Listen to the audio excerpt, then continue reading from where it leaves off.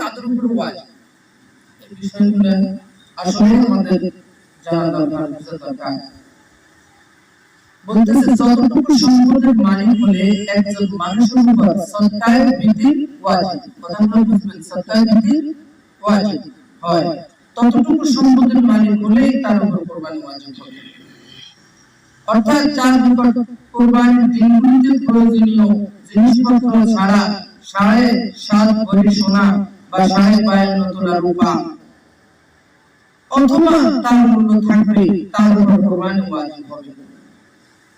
উক্ত সম্পদের উপর বছর অতিবাহিত হওয়া জরুরি নয়। হাদিসটি এসেছে বাদায়ুস সানায়ে 4 নম্বর খণ্ডে 196 পৃষ্ঠায়। 196 পৃষ্ঠায় হাদিসটি এসেছে।